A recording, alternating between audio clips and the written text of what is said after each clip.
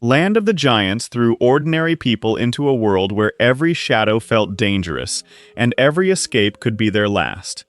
But decades after that giant world vanished from television, a much sadder truth caught up with the cast. Many of the familiar faces fans once watched fighting to survive are now gone, and only a few names still remain part of today's living history. After 58 years, the final updates may be more emotional than fans expect. Don Matheson as Mark Wilson, the hard-driving businessman who never liked being told what to do, even after landing on a world where everything was 50 times bigger. Born in 1929 in Dearborn, Michigan, he was 39 when Land of the Giants debuted in 1968. Mark could be stubborn, impatient, and ready to argue at the worst possible moment, but he also had guts. When danger showed up, he was rarely the guy hiding behind the furniture. Matheson brought real toughness to the part. Before acting, he had served in the Korean War and worked as a police officer, which probably helped give Mark that no-nonsense edge. After the series, he stayed busy with television roles in shows such as Falcon Crest, Dynasty, and General Hospital. Don Matheson died in 2014 at age 84. Mark Wilson was never the easiest passenger on the Spindrift, but when giant insects, traps, and angry locals came calling, that stubborn streak suddenly looked pretty useful. Don Marshall as Dan Erickson, the calm, capable co-pilot who helped keep the Spindrift crew alive when every ordinary object suddenly became a giant-sized threat. Born in 1936 in San Diego, California, he was 32 when Land of the Giants premiered in 1968. Dan was the guy you wanted nearby when things went sideways. While others argued or panicked, he stayed cool, sized up the danger, and usually found a way to keep the group moving. After the series, Marshall kept working across television, with appearances in Star Trek, The Bionic Woman, The Incredible Hulk, and other popular shows that gave him a long life beyond the Spindrift. Off-screen, he remained proud of representing black actors in an era when prime-time dramatic roles were still limited, and he stayed connected with fans who remembered what that visibility meant. Don Marshall died in 2016 at age 80. Dan Erickson never needed to dominate the room. His strength was staying steady when everything around him was falling apart, and on a planet of giants, that was one hell of a useful skill. Kevin Hagen as Inspector Dobbs Kobik, the cold, relentless security inspector who made hunting the Earthlings feel like a personal obsession. Born in 1928 in Chicago, Illinois, Hagen was 40 as Land of the Giants entered its first year on television. Kobik wasn't some lumbering giant the crew could easily fool. He was patient, calculating, and always seemed one step away from finally putting the little people behind bars. Hagen later flipped his screen image completely, becoming beloved as the gentle Dr. Hiram Baker on Little House on the Prairie. He also appeared in countless westerns, crime dramas, and adventure series. Off-screen, his life was just as interesting. A Navy veteran with a degree in international relations, Hagen had even worked for the U.S. State Department before Hollywood came calling. He died in 2005 at age 77.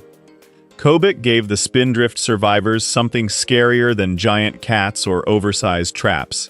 A giant who could actually outthink them. Hagen made every close call feel seriously close. Kurt Kasznar as Alexander B. Fitzhugh, the slippery con man who boarded the Spindrift with stolen money, and somehow became one of its most lovable survivors. Born in 1913 in Vienna, Austria-Hungary, he was 55 when audiences met Fitzhugh in 1968. Fitzhugh could lie, panic, complain, and look for the quickest escape, but beneath all that self-interest was a surprisingly soft heart, especially whenever young Barry needed him. Kasznar was already a major stage performer before stepping onto those giant sets. His credits included The Sound of Music, Waiting for Godot, Barefoot in the Park, and films such as Lily and Casino Royale. His real life had plenty of drama too. During World War II, Kasznar served with the U.S. Army as a photographer, documenting major Pacific operations before returning to Broadway. He died in 1979 at age 65. Fitzhugh started out looking like the guy nobody should trust. Somehow, Kasznar turned him into the rascal everybody would miss if he wasn't around. Eric L. Nelson as Sid Man, one of the uniformed security officers who helped make the giant world feel less like an adventure playground and more like a full-blown police state. Born in 1938 in the United States, he was 30 during the series' early run. Whether guarding a facility or joining the hunt for the tiny fugitives, his SID characters added another layer of danger. Around Kobik's men, getting spotted could turn into a chase in seconds. Nelson later appeared in disaster classics including The Poseidon Adventure and The Towering Inferno, but acting became only part of his Hollywood story as the years rolled on. Behind the camera, he built an extensive second career in property departments, working on dozens of productions and eventually major films such as National Treasure. Eric L. Nelson died in 2019 at age 81. He may never have been one of the Spindrift crew, but Nelson helped populate the world around them.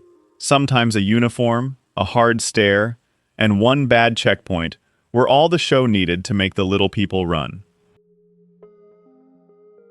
Stephen Marlowe as Technician, one of the giant world figures who helped give Land of the Giants its uneasy, authoritarian edge. Born in 1927 in San Francisco, California, he was 41 during the series' early run. Marlowe had the kind of hard, no-nonsense face that fit Irwin Allen's dangerous, oversized world perfectly. Even a small appearance could make the Spindrift crew feel like they had wandered somewhere they definitely shouldn't be. His career stretched across classic television, with appearances in Bonanza, Combat, Mission Impossible, and even Star Trek, where he played the gangster Zabo in A Piece of the Action. Away from the spotlight, Marlowe lived a far quieter life than many of the tough guys he portrayed on screen. He eventually settled in Washington State and remained out of Hollywood's tabloid orbit. Stephen Marlowe died in 2019 at age 92. He may not have been aboard the Spindrift, but Marlowe was exactly the sort of face that made this giant planet feel dangerous before anybody even started running. Heather Young as Betty Hamilton, the warm, level-headed flight attendant who brought compassion and a much-needed human touch to a crew constantly running for its life. Born in 1945 in Bremerton, Washington, she was 23 when viewers first met Betty. Betty wasn't usually the one charging into danger with a weapon, but she helped hold the group together. In a world of giant cages, monsters, and mad scientists, her kindness kept the Spindrift survivors feeling like a family. Young came to Hollywood through the old 20th Century Fox contract system and also appeared in Irwin Allen's The Time Tunnel. After Land of the Giants, she gradually stepped away from acting. These days, at 81, Heather Young lives far from the Hollywood spotlight. She raised 5 children, and fans still remember that she was pregnant during much of the show's second season, a challenge cleverly hidden by camera angles and scripts. Betty Hamilton never needed to be the loudest survivor. Young gave the giant-sized adventure something just as important: heart. Stefan Arngrim as Barry Lockridge, the adventurous young passenger who faced a planet of giants with his dog Chipper and far more nerve than most 12-year-olds could ever manage. Born in 1955 in Toronto, Canada, he was 12 as the adventure got underway. Barry could get curious at exactly the wrong moment, but that kid-level fearlessness made him fun to watch. His bond with Fitzhugh also gave the series some of its warmest moments between all the traps and giant creatures. Arngrim kept acting well beyond the show, taking darker roles in Class of 1984 and Fear No Evil, then returning to genre television with appearances in The X-Files and Fringe. At present, Arngrim is 70, not 71 yet, as of August 2026, and has also spent years working as a musician. He comes from an acting family and is the older brother of Little House on the Prairie star Allison Arngrim. Barry was the kid on a planet where even a house cat could ruin your day. Somehow, Arngrim made that danger feel exciting enough to follow every week. Ted Jordan as Toy, one of several Giant World characters he played across the series, bringing the rugged face of classic American television into Irwin Allen's oversized playground. Born in 1924 in Lancaster, Ohio, he was 44 during the show's opening year.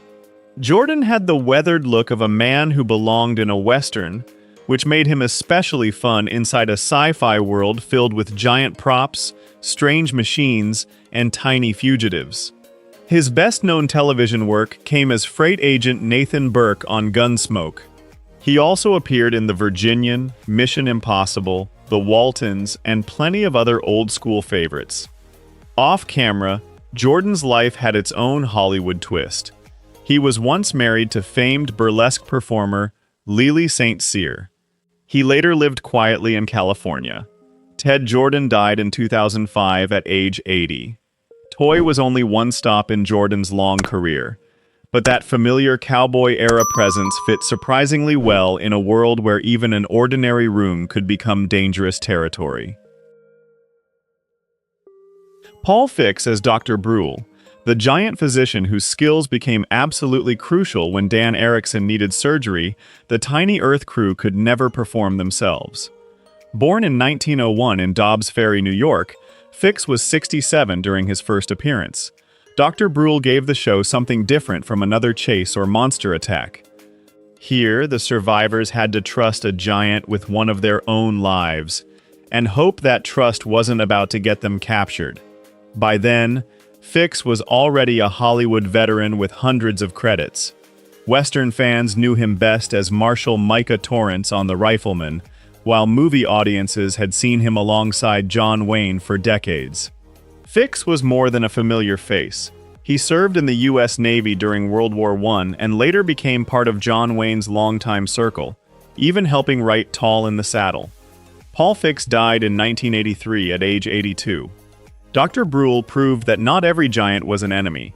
In a show built on running from huge people, Fix got to be the rare one you actually hoped would show up. Jack Albertson as Prof. Kermis, the brilliant giant scientist whose knowledge could be either a lifesaver or a serious problem for the stranded Earth crew. Born in 1907 in Malden, Massachusetts, he was 61 during the show's early years. Kermis brought a different kind of danger to the series. Brains mattered more than muscle around him, and every experiment or invention could suddenly shift the balance for the tiny survivors. Albertson was already a heavyweight performer, winning an Oscar and Tony for The Subject Was Roses. He later became a television favorite as Ed Brown on Chico and the Man. Off-screen, he had spent decades in vaudeville, dance, comedy, stage, film, and television. A true old-school entertainer who could handle just about anything. Jack Albertson died in 1981 at age 74. Prof. Kermis was only one stop in an extraordinary career, but Albertson gave even giant-sized science that sly, seasoned Spark fans instantly recognized. Warren Stevens as Olds, one of the many dangerous Giant World characters who helped keep the Spindrift survivors looking over their shoulders. Born in 1919 in Clark Summit, Pennsylvania, he was 48 during his appearance on the series. Stevens had a cool, controlled screen presence that made even a short role feel suspicious. On this planet, one calm giant could be just as threatening as a whole squad of guards. Sci-fi fans already knew him as Doc Ostro in Forbidden Planet. He later appeared in Star Trek, The Twilight Zone, Bonanza, and dozens of other television favorites across a remarkably long career. Before Hollywood, Stevens served as a pilot in the U.S. Army Air Forces during World War II, and later became one of the early members of New York's Actors Studio. Warren Stevens died in 2012 at age 92. Olds may not have stayed around long, but Stevens had that classic face that made viewers think, yep, this guy is definitely trouble. Cliff Osmond as Jolo, a towering Giant World figure whose sheer size and rough presence made the little Earthlings look even more helpless. Born in 1937 in Jersey City, New Jersey, he was 31 when he stepped into Land of the Giants. At 6'5", Osmond barely needed movie magic to feel imposing. Put him beside those miniature sets, and the size difference did half the storytelling before he even opened his mouth. His career stretched through more than 100 film and television roles, including 4 movies directed by Billy Wilder: Irma la Douce, Kiss Me, Stupid, The Fortune Cookie, and The Front Page. Away from acting, Osmond became a respected teacher, writer, and acting coach, sharing decades of experience with thousands of students and even writing about the craft. Cliff Osmond died in 2012 at age 75. Jolo was built to look intimidating, and Osmond delivered. Sometimes the best giant was simply a very big guy who knew exactly how to own the frame. Joseph Ruskin as Carlos, a hard-edged giant whose cool stare and commanding presence made him feel dangerous before he even made a move. Born in 1924 in Haverhill, Massachusetts, he was 44 during his Land of the Giants appearance. Ruskin had a knack for playing men you didn't want to cross. Carlos fit right into that mold, bringing the kind of quiet menace that made the Spindrift survivors think twice before trusting anyone.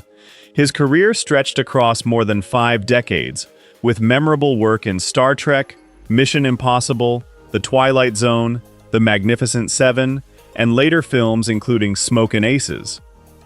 Beyond acting, Ruskin became deeply involved with performers' unions, serving for years with the Screen Actors Guild and Actors' Equity while fighting for working actors. He died in 2013 at age 89.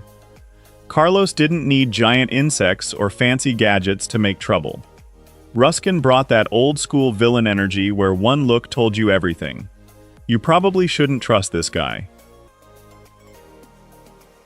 Leonard Stone as Dr. Kral, a giant physician whose knowledge placed the tiny earthlings in the uncomfortable position of needing help from someone who could literally pick them up with one hand. Born in 1923 in Salem, Oregon, he was 44 during his appearance. Stone had a wonderfully expressive face, and Dr. Kral benefited from it. Whether curious, skeptical, or suspicious, he could make a simple conversation feel like the crew was one bad answer away from being discovered. Afterward, Stone became instantly recognizable as Sam Beauregard, Violet's fast-talking father, in Willy Wonka and the Chocolate Factory. He also worked steadily across Soylent Green, I Spy, and dozens of television series.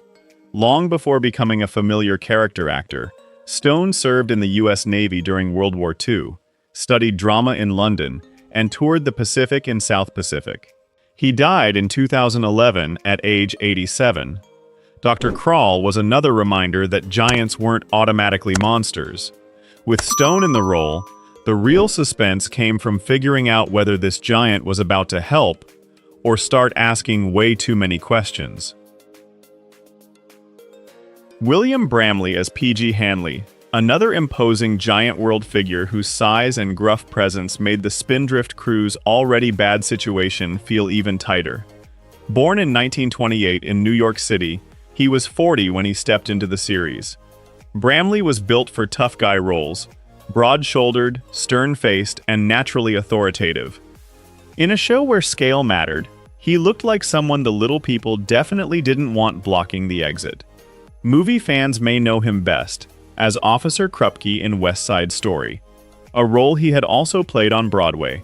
His television resume later included Star Trek, Gunsmoke, The Virginian, and How the West Was Won.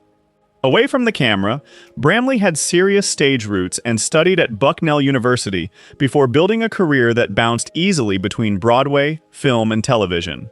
He died in 1985 at age 57.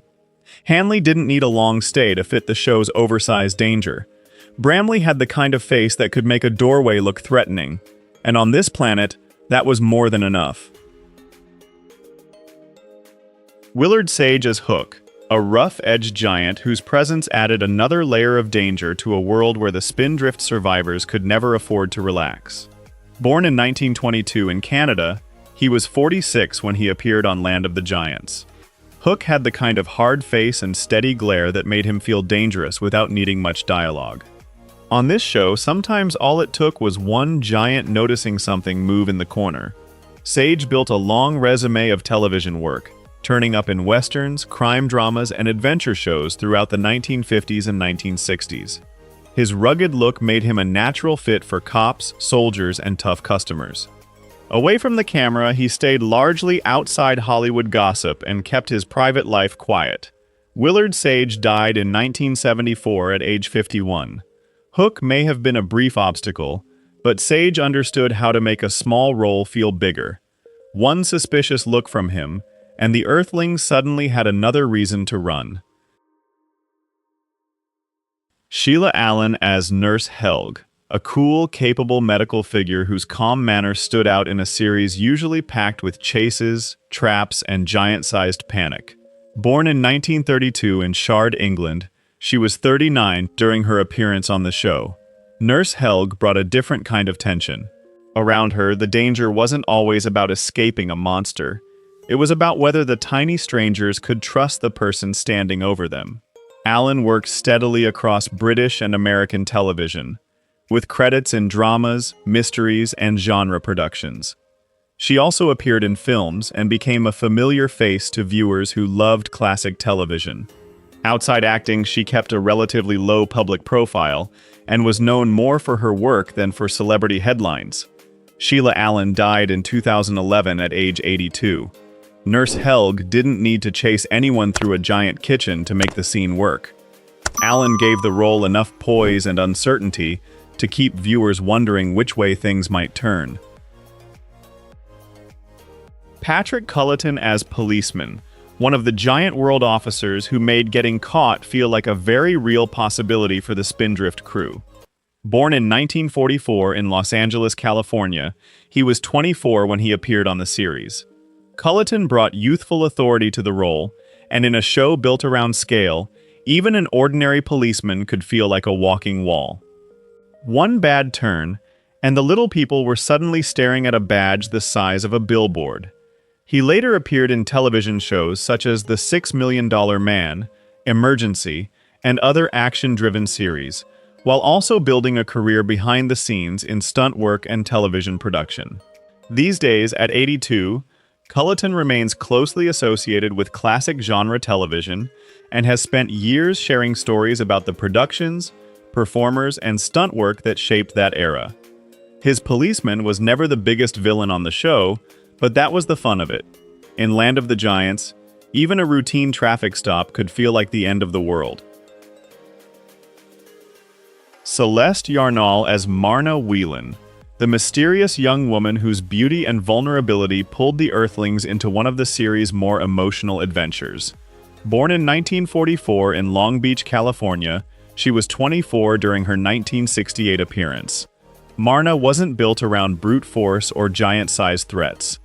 Her story brought romance, suspicion, and a little heartbreak into a show usually driven by escapes and survival. Yarnall soon became a familiar face of late 60s pop culture, appearing in Star Trek and opposite Elvis Presley in Live a Little, Love a Little. She later returned to acting after years away from Hollywood. Her life took some unexpected turns. She became successful in commercial real estate, studied nutrition, wrote books on holistic pet care, and stayed active on the convention circuit. Celeste Yarnall died in 2018 at age 74. Marna Whelan gave the giant world a rare touch of tenderness. Yarnall had the kind of screen presence that made even one guest appearance stick in fans' memories. Richard Anderson as Joe Simmons, the determined newspaper reporter who found himself tangled in the strange business surrounding the tiny Earth survivors. Born in 1926 in Long Branch, New Jersey, he was 42 when he appeared on the series. Simmons had that classic reporter instinct: keep asking questions until somebody slips. On a planet already full of secrets, that curiosity could make him either useful or seriously dangerous.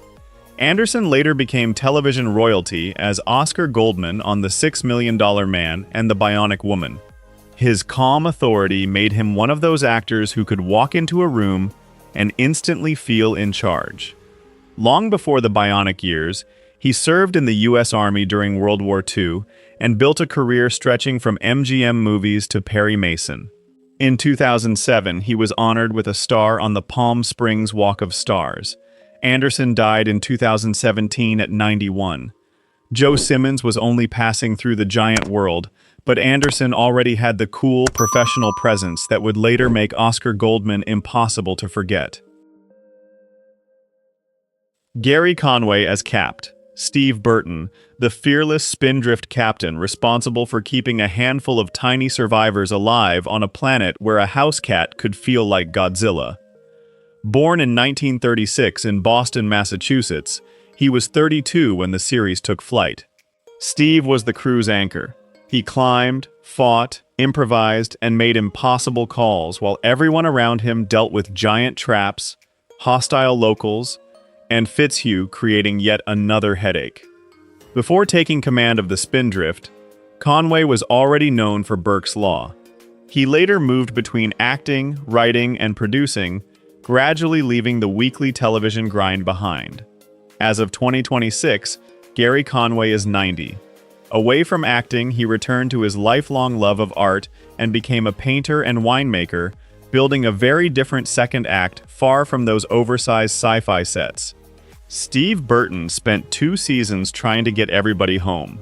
Nearly 6 decades later, Conway remains one of the faces fans instantly picture when they remember the Spindrift taking that very wrong turn. Deanna Lund as Valerie Scott, the smart, resourceful heiress whose cool confidence made her one of the Spindrift crew's strongest personalities. Born in 1937 in Oak Park, Illinois, she was 31 when audiences first followed Valerie into the giant world. Valerie could handle danger without falling apart, whether the crew was dodging giant guards or trying to escape another impossible trap. Lund gave her a mix of glamour, nerve, and real survival instinct. After Land of the Giants, she continued working in television and film, appearing in projects such as Batman, General Hospital, and Hardly Working, while remaining closely tied to the show through fan events and reunions. Beyond acting, Lund became an author and wrote about her Hollywood experiences, including the highs, frustrations, and strange adventures that came with life in the entertainment business. Deanna Lund died in 2018 at age 81. Valerie Scott wasn't just the glamorous passenger in trouble. Lund made her feel like someone who could survive the giant planet on her own, and probably look better doing it than the rest of the crew. Thank you for watching. Share which cast member surprised you most, and don't forget to like and subscribe for more classic TV stories.